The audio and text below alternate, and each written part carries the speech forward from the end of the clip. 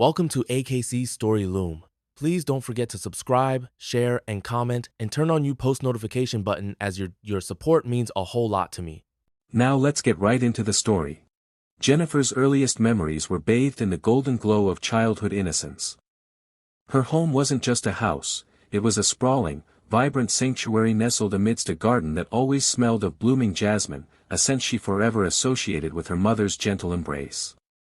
Her father, a man of booming laughter and boundless energy, filled every room with his presence.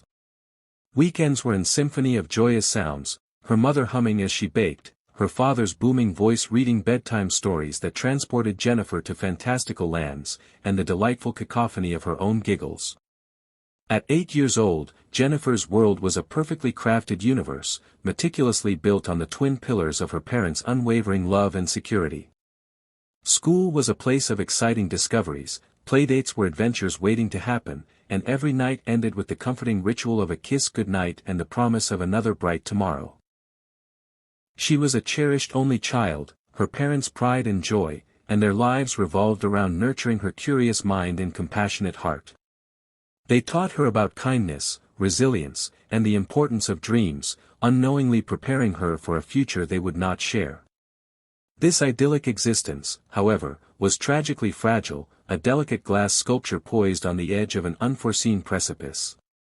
Then, one Tuesday afternoon, the world shattered. Jenifer was at school, eagerly awaiting her mother's familiar car. Instead, a solemn-faced teacher led her to a quiet office. Hushed voices, grim expressions, and the distant wail of sirens that seemed to resonate within her very bones. The words, when they finally came, were delivered with a devastating gentleness. "There's been an accident, Jenifer. Your parents." The rest dissolved into a deafening roar in her ears. A head-on collision. Instantly. Both gone. Just like that. Her vibrant canvas bled into a monochrome nightmare. The laughter vanished, replaced by a profound, echoing silence that settled like a shroud over their once lively home.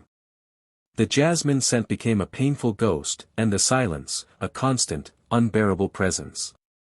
The sanctuary had become a tomb, and Jenifer, a small, bewildered figure, was left utterly alone in its cold, empty chambers. The immediate aftermath of her parents' death was a blur of unfamiliar faces and predatory whispers. Relatives, distant aunts and uncles she vaguely remembered from the periphery of family gatherings, materialized like shadows, their initial expressions of condolence quickly dissolving into thinly veiled avarice. They swarmed the house, not with grief in their eyes, but with a chilling, calculating gaze that swept over her parents' cherished belongings. Jenifer, still reeling from the unimaginable loss, watched, helpless, as her parents' lives were systematically disassembled. Furniture was tagged, jewelry appraised, and sentimental photographs carelessly tossed aside. She overheard hushed, venomous conversations. "No will, a clear estate grab, the child is a complication." These were words she didn't fully comprehend, but their meaning resonated with a terrifying clarity in the coldness that radiated from these supposed family members. Within weeks, the house, stripped bare of its warmth and possessions, became overtly hostile. Jenifer, a fragile 8-year-old, was no longer a grieving orphan, she was an inconvenient truth, an obstacle to their greed. Her presence became a source of palpable irritation. One crisp autumn afternoon, a particularly stern-faced uncle, his eyes devoid of any warmth, pointed a callous finger towards the front door. "You have nothing here now, girl," he sneered, his voice dripping with contempt. "Go. Find your own way." He didn't even meet her gaze as he flicked a crumpled, insignificant wad of cash onto the polished wooden floor where her mother's heirloom rug once lay. It was a gesture of dismissal, an insult. Jenifer stood there, a tiny, abandoned figure, surrounded by the ghosts of her past and the suffocating reality of her present. With nowhere else to go, she clutched the meager offering and, with a silent, heart-wrenching sob, stepped out into the harsh, indifferent expanse of the streets. The world had truly turned its back on her. The transition from her soft, warm bed to the cold, unforgiving concrete of the city streets was a brutal baptism by fire. Each waking moment was a relentless battle for survival. Hunger became a constant, gnawing ache in her stomach, a relentless companion that never left her side. She learned to instinctively read the subtle cues of urban life, the fleeting kindness in a stranger's fleeting glance, the predatory glint in another's, the rhythm of the city's underbelly. Discarded scraps of food from overflowing bins became unexpected feasts, a testament to the depths of her desperation. The fleeting warmth of a sun-baked wall or the slight shelter of an abandoned doorway were coveted luxuries. Fear, a cold, relentless shadow, clung to her, especially as dusk bled into night, when the city's cacophony transformed into menacing whispers and the elongated shadows stretched like grasping claws. She encountered other street children, faces prematurely aged by hardship, eyes reflecting a similar, profound weariness. They offered fleeting moments of shared silence, a silent understanding born of similar suffering, but ultimately, Jenifer felt an aching, profound loneliness. Her small, hopeful heart, once brimming with her father's stories and her mother's tender dreams, began to shrivel, replaced by a desperate, all-consuming longing for safety, for warmth, for a place where she wasn't utterly invisible, utterly forgotten. Then came the night that would haunt her dreams for decades. Huddled in a damp, reeking alley, the bitter cold seeping into her very bones, Jenifer awoke to a terrifying presence. A shadowy figure loomed over her, its cruelty a palpable force in the suffocating darkness. Her small, desperate cries were swallowed by the indifferent roar of the city. In that horrific moment, the last fragile remnants of her childhood innocence, already tattered by abandonment, were brutally ripped away. The violation left an invisible wound, a searing scar far deeper than any physical injury, a crushing shame that wrapped itself around her spirit like a suffocating shroud. She felt utterly, irrevocably broken, a discarded fragment of humanity in a world that had not only abandoned her but had also devoured her. Just as Jenifer felt she was on the precipice of simply ceasing to exist, a single, unexpected glimmer of light pierced the suffocating darkness of her despair. It was a particularly bleak, rainy morning, the kind that mirrored the desolation in her soul. Jenifer was shivering uncontrollably, drenched to the bone, and her stomach screamed with hunger as she huddled beneath the meager shelter of a shop awning, watching the relentless downpour. Then, a figure appeared, a woman impeccably dressed, carrying a large, elegant umbrella that seemed to ward off not just the rain but the very gloom of the street. Mrs. Anya. She paused beside Jenifer, her gaze not one of fleeting pity or casual dismissal, but of quiet, profound understanding that seemed to penetrate Jenifer's very soul. "Child," Mrs. Anya's voice was soft, a balm to Jenifer's raw, exposed nerves, "are you alone?" Jenifer, too choked by emotion and the sheer weight of her misery, could only nod, hot tears silently mingling with the cold rainwater streaming down her face. Without another word, without hesitation, Mrs. Anya simply extended her hand. It was a small, incredibly simple gesture, yet to Jenifer, it felt like a lifeline, a strong, unwavering rope thrown from a sinking ship just as she was about to go under. Hesitantly, tentatively, Jenifer reached out her small, trembling hand, her fingers closing around Mrs. Anya's warm, firm grasp. It was the first human touch of comfort she had felt in what felt like an eternity. Mrs. Anya didn't ask questions on the street, she simply led Jenifer away, towards warmth, safety, and a future Jenifer couldn't yet conceive. She was taken to Mrs. Anya's modest but immaculately kept home, a haven of quiet order and understated elegance. There was no interrogation, no judgment, just warmth, the blessed relief of hot food, and the incredible luxury of a soft bed with clean sheets, comforts Jenifer had almost entirely forgotten existed.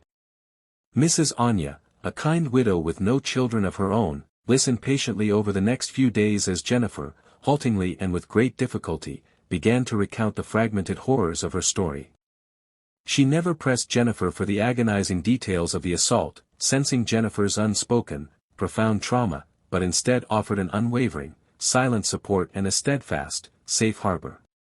For the first time since her parents' death, Jenifer felt truly seen, truly protected, and profoundly cared for. Mrs. Anya became more than a rescuer, she became the mother Jenifer had lost, meticulously nurturing her frail body and, even more importantly, tending to her profoundly shattered spirit, stitching it back together with threads of compassion and unwavering hope. Mrs. Anya held an unshakable belief in the transformative, redemptive power of education. For her, it was not merely about acquiring facts, but about building character, fostering independence, and unlocking an individual's full potential. With her quiet but firm encouragement, she enrolled Jenifer in a local school, a place Jenifer had only ever dared to dream of returning to. The initial days were undeniably challenging. Jenifer, now older than most of her classmates, felt like an alien in their innocent world. Her experiences, raw and brutal, stood in stark contrast to their sheltered lives. The phantom pains of hunger, the chilling memories of the street, the lingering fear, and the profound, unspeakable shame of the assault sometimes threatened to overwhelm her, to pull her back into the abyss she had so narrowly escaped. She felt a deep chasm between herself and her peers, a chasm of trauma and loss. But Mrs. Anya's unwavering belief in her, her gentle words of encouragement, and her consistent presence were a constant, grounding source of strength. "Knowledge, my dear Jenifer," she would often say, her voice soft but resolute, "is both a shield and a sword. It is something no one, no matter how cruel or greedy, can ever take from you. It will protect you, and it will empower you." Jenifer absorbed those words, internalizing them as a sacred mantra. She understood, with a profound clarity, that this was her chance, her singular opportunity to climb out of the abyss, to forge a future where she would never again be helpless, never again at the mercy of others' cruelty. She devoured textbooks with an almost ravenous hunger, spent countless hours immersed in the quiet solitude of the school library, and tirelessly sought extra help from her teachers, driven by an almost desperate need to excel. Her innate intelligence, always keen and perceptive, blossomed under the gentle, consistent guidance of Mrs. Anya and her dedicated educators. She excelled in every subject, driven by an unyielding determination to honor Mrs. Anya's profound faith in her and to build a future where she would be strong, independent, and capable of defending herself and others.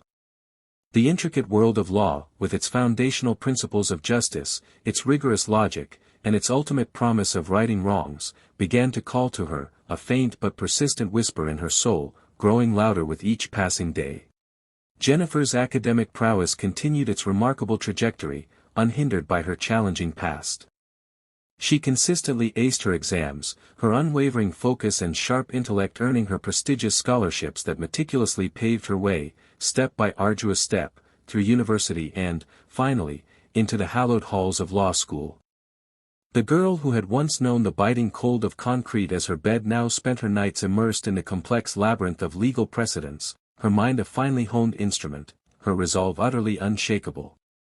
The deep-seated trauma of her past, rather than debilitating her, fueled her ambition with a powerful, burning intensity. She was determined to become a formidable voice for the voiceless, to ensure that no one else would ever suffer the profound injustices she had endured. This simmering resolve led her to specialize in property law, a seemingly quiet niche that, beneath its surface, held the promise of her eventual, powerful return. Upon graduating with top honors, Jenifer joined a highly reputable and demanding law firm. Her dedication was legendary. She meticulously prepared every case, leaving no stone unturned. Her attention to detail was unparalleled, and her fierce, eloquent advocacy quickly set her apart from her peers. She deliberately sought out and took on cases that other, less courageous lawyers shied away from, often representing the most vulnerable, those who had been egregiously wronged or mercilessly exploited. Her presence in the courtroom was nothing short of formidable. She exuded an almost ethereal calm, her intellect razor-sharp, and her arguments devastatingly persuasive. She became known not just for her remarkable win rate, but for her unwavering, almost zealous commitment to the principles of justice, often going above and beyond the call of duty to ensure fairness. Her reputation grew exponentially, spreading like wildfire through the legal community, and soon, Jenifer, the barrister, became a name whispered with profound respect, admiration, and even a hint of awe. She was a celebrated success story, a powerful beacon of hope for countless individuals, and an undeniable testament to her incredible, arduous journey from the streets to the pinnacle of her profession. Mrs. Anya, though frail with the passage of many years, watched Jenifer's meteoric rise with an immense, quiet pride, her gentle, knowing smile Jenifer's greatest, most cherished reward. 28 years. 28 years had passed since that cold, callous expulsion. Now, a woman of formidable presence and unwavering resolve, Jenifer stood before the imposing, wrought-iron gates of the house that had once been her cherished home. The property, though still structurally sound, bore the undeniable scars of neglect. Its once vibrant gardens were overgrown, its paint peeling, a mere shadow of the stately grandeur she remembered.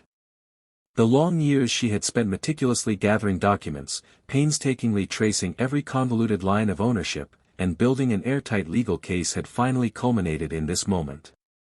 The deep-seated shame of her past, the profound hurt of her abandonment, had not festered into bitterness. Instead, it had transmuted into a steely, unyielding resolve. This was not merely about reclaiming physical property. It was about exacting justice, about reclaiming her very heritage, and about, finally, validating the desperate, terrified little girl who had been so cruelly and unjustly wronged. Her uncles and aunts, now significantly older, their faces etched with the cumulative effects of time and a life of unearned comfort, were still living, in varying degrees of self-satisfied luxury, on the stolen wealth of her parents' estate. When Jenifer's formal legal summons arrived, delivered by a solemn court officer, they reacted with a mixture of contemptuous scoffing and dismissive laughter. They derided it as a baseless claim, a pathetic attempt by a forgotten orphan to stir up trouble. They had no conception, no inkling whatsoever, of the formidable, brilliant woman they were now up against. Jenifer, the celebrated barrister, a legal titan armed with irrefutable documentary evidence, unimpeachable witness testimonies, and a meticulously trained legal team she had personally selected and guided, initiated the legal proceedings with surgical precision. The court case, after years of her exhaustive preparation, was remarkably swift and utterly decisive. Her methodical, almost obsessive, attention to detail and her unassailable presentation of facts left no conceivable room for doubt.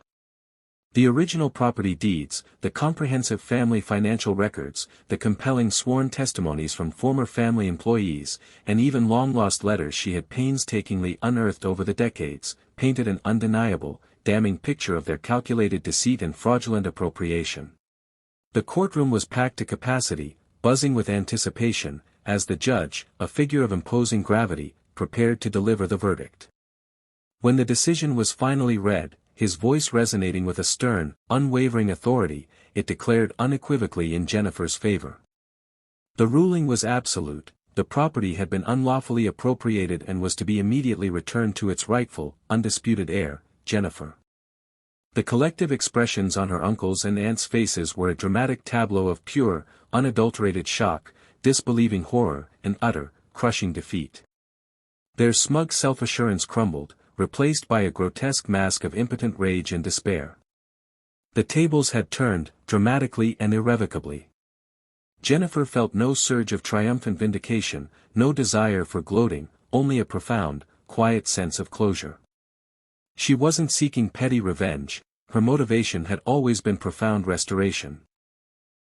Of her family's name, of her stolen inheritance, and of a deeply fractured sense of justice.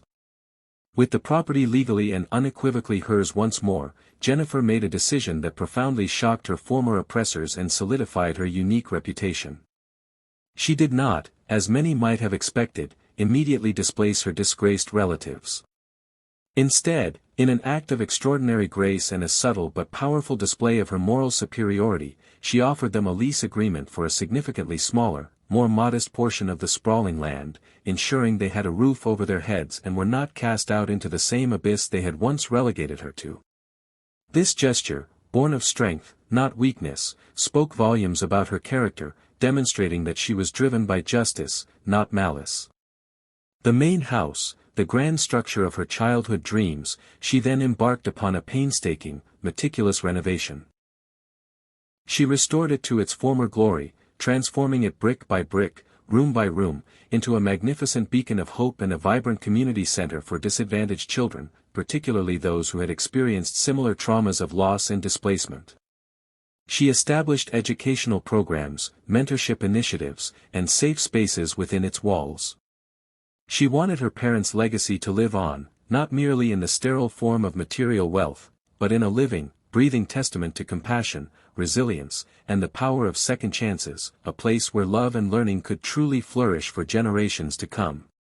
This incredible act of magnanimity and foresight solidified her reputation not just as a brilliant legal mind, but as a profound humanitarian and a compassionate leader, a true embodiment of the justice she championed. With the ghosts of her past finally laid to rest, her deepest wounds healed, and her future now shimmering with boundless possibilities, Jenifer finally allowed herself the luxury of exploring personal happiness. Her journey had been one of immense solitude and unwavering focus, but now, a new chapter unfolded. She met David, a kind, intelligent, and deeply empathetic man who shared her profound passion for social justice and humanitarian service. Their connection was immediate and profound, built not on superficial attractions, but on a deep bedrock of mutual respect, shared values, and a quiet understanding of life's profound complexities. He listened to her story, not with pity, but with admiration, seeing her past not as a burden or a tragic flaw, but as the crucible that had forged her extraordinary strength, compassion, and resilience. Their wedding, a joyous and intimate affair, was held in the beautifully restored, fragrant gardens of her childhood home, now vibrant with the laughter of the children from her newly established center. It was a celebration not just of their love, but of resilience, of the unyielding triumph of the human spirit, and of the profound power of second chances. Jenifer, once a terrified, abandoned little girl, now stood as a confident, radiant woman, surrounded by a new family of choice and a community she had built with her own two hands. She had not only reclaimed her inheritance but had transformed it into a legacy of hope and opportunity for countless others. She had built a life far richer, more meaningful, and more profoundly impactful than she could have ever dared to imagine during those dark nights on the street. Her story, the quiet, tenacious orchid that bloomed from the unforgiving concrete, served as an enduring inspiration, a living testament that even from the deepest abyss of despair, hope, unwavering perseverance, and the transformative power of human kindness can forge an extraordinary, breathtaking destiny. And as she looked at David, her partner in this new, beautiful chapter, she knew her journey had truly come full circle, culminating in a love that promised an eternity of peace and shared purpose. We've come to the end of the story. What did you learn? Please kindly drop your thought and lesson in the comments section, and please don't forget to subscribe, share and comment. Thank you and God bless you.